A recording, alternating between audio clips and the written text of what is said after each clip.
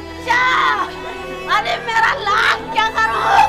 अरे मेरा लाश। आपके किसको गिरफ्तार किया? मेरे बच्चे को।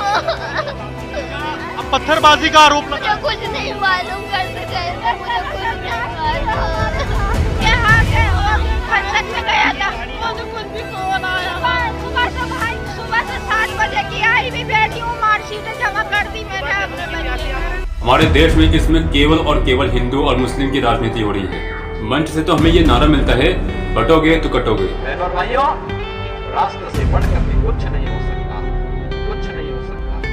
और राष्ट्र तब सशक्त होगा जब हम एक रहेंगे, नेक रहेंगे, तभी नेक रहेंगे। बटेंगे तो कटेंगे। लेकिन हमें ये सोचना चाहिए कि यही हमें बंटवा रहे हैं और यही हमें कटवा रहे हैं।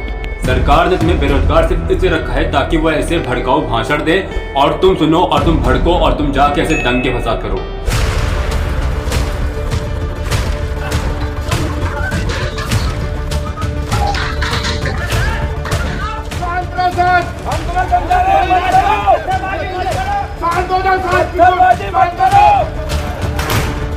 और उन्हें क्या, उन्हें तो सिर्फ और सिर्फ विपक्ष का एक टांग खींचने का मौका मिल जाएगा।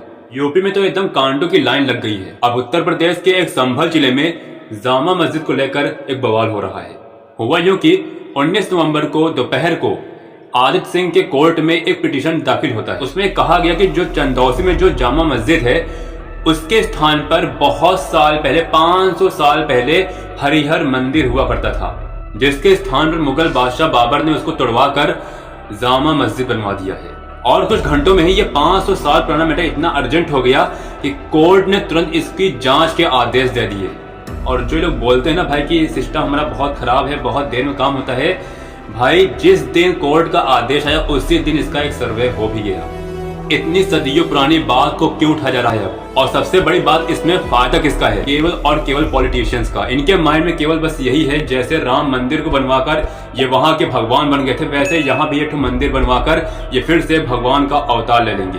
इन्हें इससे कोई मतलब नहीं है, तुम कटो मरो चाहे जो हो, बस इनको करना क्या है भाई, इनको बस भगवान बनना है। ऐसे केसेस में तत्काल सुनवाई होती है। इनको इससे कोई मतलब नहीं है कि कोर्ट में इसमें 83,000 से भी ज्यादा पेंडिंग केसेस पड़े हुए हैं, जिनमें से 4 मेरे भी हैं। इनको पेट्रोल और डीजल के जो दाम है वो पानी से भी महंगे हो गए हैं, इससे कोई इनको मतलब नहीं है। चाइना हमसे कितना आगे निकलता जा रहा है, इससे इनको कोई मतलब नहीं है। डॉलर की औकात हमसे बढ़ती जा रही है, इसको इनसे कोई मतलब नहीं है। और अगर बात करें बेरोजगारी तो ये 4% और बढ़कर 9.2% हो गई है। इंडिया का पर कैपिटा इनकम यूएस का 1/4 रह गया, इसको इनसे कोई मतलब नहीं है। यहाँ रेल दुर्घटनाएं रुक नहीं रही हैं, इन्फ्लेशन आसमान छू रहा है, इनको इससे कोई मतलब नहीं है। इनको मतलब सिर्फ और सिर्फ बाबर से है कि इसका भाई हमें प्रतिशोध लेना है, चाहे जो हो जाए, चाहे जैसे भी। लेकिन क्या आपको पता है कि अगर जांच होता है और मान लो अगर वहां निकल भी आया कि हाँ भाई इस स्थान पर पहले यहाँ हरिहर मंदिर था,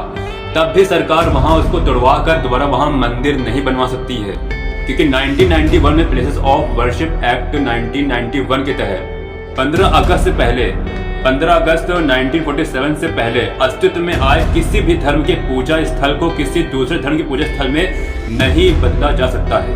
और अगर किसी ने भी इसका उल्लंघन किया तो उसे जुर्माना देना होगा और 3 साल की सजा इसमें निर्धारित है। और सबसे बड़ी बात, इसके साथ साथ यहाँ पर संविधान का भी उल्लंघन हो सकता है, क्योंकि जामा मस्जिद अब बहुत ही पुराना हेरिटेज बन चुका है। ये कोई अब ऐसा वैसा कोई स्थल नहीं रहा है। तो अगर इसको कोई तोड़ने की बात कहेगा तो भाई लोग आक्रोश में आएंगे ही।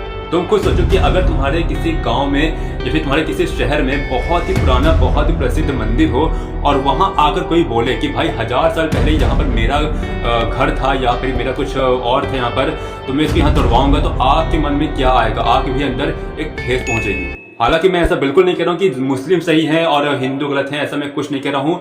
मैं बस बात यहाँ कर रहा हूँ पॉलिटिक्स की। भाई देखो, तुम्हारे साथ पॉलिटिक्स खेला जा रहा है। इनका साफ मकसद है कि ये ऐसे घटनाएं करेंगे और लोग आक्रोशित होंगे और दंगा करेंगे, फसाद करेंगे, फिर लोग आपको दिखाएंगे देखो भाई हम लोग सेफ नहीं है, हमें वोट दो, बीजेपी लाओ सरकार, हम भारी मतों से हम जीतेंगे, फिर हम आपको सेव कर देंगे। और भाई अगर मान लो वहां पर मस्जिद के स्थान पर मंदिर था भी, तो तुम्हें इसमें कटने मरने की आवश्यकता नहीं है। ऐसे दंगाओं में जाने से पहले एक बार अपनी माता और बहनों पर था सोच लेना। तुमको किसी दंगे में किसी अफसर का, किसी नेता का बेटा नहीं मिलेगा। और देखो भाई, दूसरी बात, वक्त बदलता है।